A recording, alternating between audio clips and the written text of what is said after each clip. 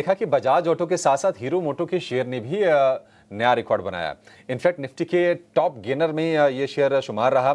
Hero मोटो में तेजी के ट्रिगर्स क्या हैं, क्यों ये शेयर दौड़ रहा है, ये बताने के लिए हमारी सहयोगी सृष्टि जुड़ गई हैं कुछ खास रिसर्च लेकर। सृष्टि, बताइए क्या ट्रिगर्स बन रहे हैं? जी हाँ, हीरो मोटो का शेयर में जोरदार तेजी देखने को मिली। आप साल की शुरुआत से लेकर अब तक देखें तो 45% की तेजी इस पर्टिकुलर काउंटर ने दिखा दी है। पर अगर हम पिछले 4 साल में देखें, यानी कि कोविड के बाद की अगर हम तेजी देखें, तो इस हीरो की एंट्री में थोड़ा सा अब जाके क्लाइमैक्स के पास हम आते हुए पहुंचे हैं, क्योंकि आप देखेंगे कि बजाज ऑटो, टीवीएस मोटर्स यानी मार्च 2020 के लोस के बाद अगर हम देखें तो ये स्टॉक में लगभग चार गुना ये काउंटर हुआ है। पर इसके मुकाबले टीवीएस मोटर्स और बजाज ऑटो के शेयर ने 6 से 9 गुना तक के रिटर्न्स दिए हैं। पर अब जानने की बात यह है कि अब इस हीरो की बारी क्यों आई है और क्या कुछ बदलते हुए हम देख रहे हैं हीरो मोटो कंपनी में। अगर सबसे पहले ट्रिगर देखें तो एथर का आईपीओ, यानी अब आईपीओ के लिए उन्होंने डीआरएचपी फाइल कर दिया है और इसमें हीरो मोटोकॉर्प की मेजॉरिटी स्टेक तो है ही साथ यहाँ से इनकी वैल्यू अनलॉकिंग तो होगी। पर इंटरेस्टिंग बात यह है कि इतने 37% हिस्सेदारी, जिसकी वैल्यू लगभग 6,000 करोड़ से भी ज़्यादा है, जो 10 बड़े इन्वेस्टर्स के नाम दिए गए हैं जहां पे वो आईपीओ में अपनी हिस्सेदारी बेचेंगे, उसमें हीरो मोटोकॉर्प का नाम नहीं है। इसका मतलब ये है कि अभी भी वो एथर एनर्जी के आईपीओ में बने रहना चाहते हैं और यहां से और भी उनका भरोसा इस पे कायम है। दूसरा बड़ा ट्रिगर जो कि एक वैल्यू अनलॉकिंग के लिए साबित हो रहा है वो है हीरो फिनकॉर्प का आईपीओ। यहां पर भी नजर है, क्योंकि इससे भी वैल्यू अनलॉकिंग होगी, क्योंकि हीरो मोटोकॉर्प का यहां पे 40% स्टेक है।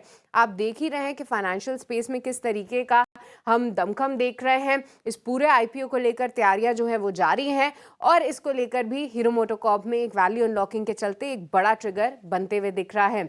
अब तीसरे ट्रिगर की बात करते हैं। इलेक्ट्रिक 3 व्हीलर में एंट्री करने की तैयारी में है हीरो मोटोकॉर्प। कुछ रिपोर्ट्स के मुताबिक एक आईटी ग्रीन करके कंपनी है, उसमें हीरो मोटोकॉर्प हिस्सेदारी खरीदने की योजनाएं बना रहा है। और ये काफी इंटरेस्टिंग होगा इसलिए देखना, क्योंकि आप जानते हैं Bajaj auto, TVS Motors, Mahindra and Mahindra, ये सभी जो है ऑटो सेगमेंट में फिलहाल मौजूद है। अब हीरो मोटोकॉर्प इस तरीके से अपनी एक्सपेंशन स्ट्रैटेजी बना रहा है और यहाँ पे भी हम देखें तो मार्जिन्स का भी काफी सपोर्ट मिलता है 2 व्हीलर्स के मुकाबले। तो अगर ये पूरी डील होती है तो ये भी एक बहुत इंटरेस्टिंग डेवलपमेंट होगा हीरो मोटोकॉर्प के लिए। और चौथे ट्रिगर की बात करें, जो इनके कोर लेगेसी बिजनेस की बात है, हम देख सकते हैं कि कंपनी किस तरीके से पिछले 2 क्वार्टर्स से बुलिश कमेंट्री दे रही है, खास तौर से वो सेगमेंट में जो कि पिटा हुआ था, एंट्री सेगमेंट 125 सीसी सेगमेंट, जिसमें कंपटीशन बढ़ते हुए दिख रहा है। हीरो मोटोकॉर्प का मानना है कि यहां से काफी सपोर्ट आ रहा है, रूरल रिकवरी देखने को मिल रही है, फेस्टिव्स की मांग को लेकर जो है काफी उत्साह है। अब कुछ दिनों के बाद, पितृपक्ष के बाद, हम देखेंगे कि फिर से पूरा फेस्टिवल सीजन शुरू हो जाएगा और उसको लेकर सेल्स के अच्छे सपोर्ट की भी उम्मीदें लगाई जा रही हैं। और आखिरी में वैल्यूएशंस पे नजर डालते हैं, क्योंकि हीरो मोटोकॉर्प में कुछ बहुत तोड़फोड़ रिटर्न्स कोविड के बाद तो नहीं दिए हैं। वैल्यूएशंस अन्य कंपनी के मुकाबले वहां पे सपोर्ट जरूर दिख रहा है। 1 ईयर फॉरवर्ड पी वैल्यूएशन पे आप देखेंगे तो लगभग 19 टाइम्स, बशर्ते इसके बजाज ऑटो और टीवीएस मोटर्स के आप वैल्यूएशन देखेंगे तो वो इसके सामने महंगे जरूर साबित हो रहे हैं। तो ये सभी चीजें हैं जो कि हीरो मोटोकॉर्प के लिए फिलहाल काम करती हुई दिख रही हैं और शेयर रिकॉर्ड हाई पे आता हुआ है।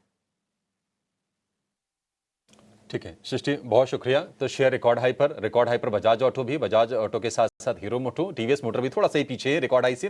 कंफ्यूजन थोड़ा ज्यादा है। अंशुल जी, अब तो और कंफ्यूजन बढ़ गया। मतलब हीरो मोटो में तो वैल्यूएशन वाला भी ट्रिगर है कि सस्ता है वो।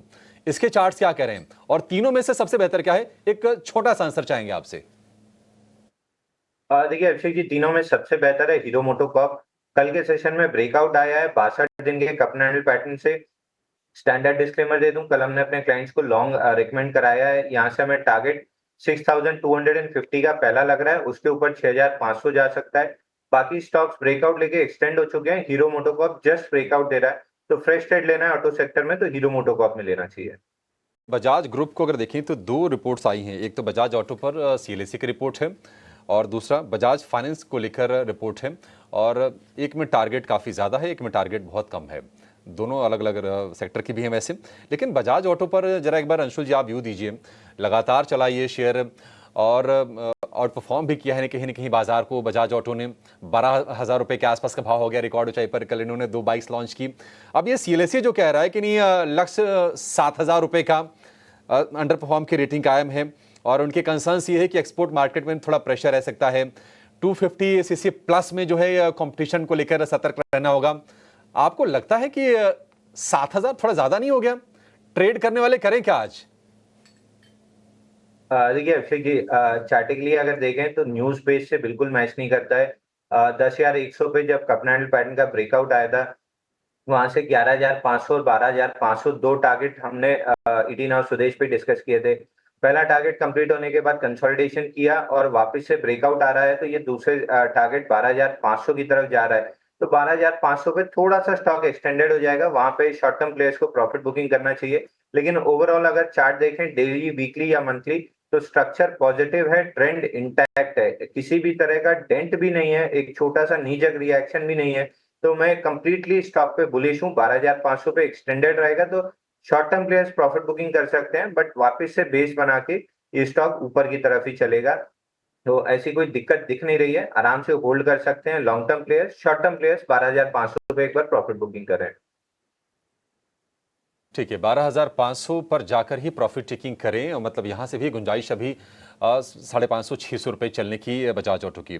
टीवीएस मोटर पर भी एक व्यू दीजिए आप राहुल जी, क्योंकि अक्सर कंपेयर किया जाता है कि टीवीएस मोटर या फिर बजाज ऑटो, दोनों में से क्या सही है?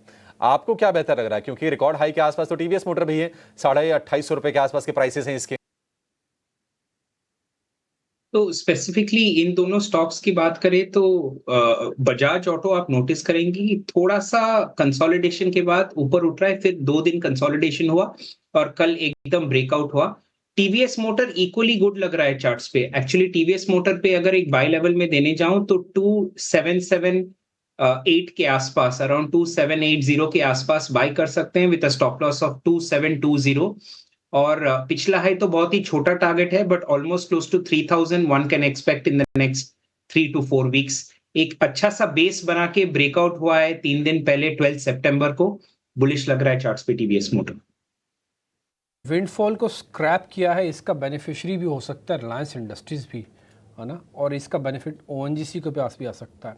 तो एक बार जरा रिलायंस इंडस्ट्रीज, राहुल सर आप इसका चार्ट चेक करेंगे, यही इस मार्केट के अंदर फेड वाली चीज़ को हटा के लिक्विडिटी अपने मार्केट की कोर स्ट्रेंथ का सूचक बन सकता है। 2900 बहुत अच्छे से होल्ड कर रहा है, बट 3,000 को दिखा नहीं पा रहा है। सर इस खबर के दम पर आज हो सकता है छोटा मोटा गैप मिल जाए। उसके बाद कोर ताकत कितनी है, स्ट्रेंथ कितनी है इसके पास?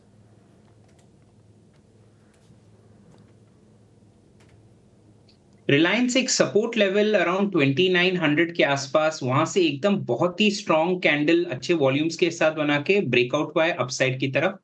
लास्ट टाइम भी आप लास्ट 2-3 बार एक्चुअली चार्ट में देखेंगे, अगस्त में भी आप देखेंगे, जून में आप देखेंगे, इसी सपोर्ट लेवल से बाउंस हुआ है। तो इस सपोर्ट लेवल से जो बाउंस है can take the stock up to 3,000, but 3,000 से 3,150 पे एक सप्लाई लेवल है। तो जो अपवर्ड ट्रेजेक्ट्री है वो थोड़ा स्टंटेड हो सकता है इसके कारण से। बहुत ही शॉर्ट टर्म मूव 2-3% ऊपर की तरफ प्ले कर सकते हैं, बट उसके द सप्लाई, जो नेक्स्ट सप्लाई है उसको टेक आउट करने के बाद ही अगला मूव ऊपर की साइड आ सकता है।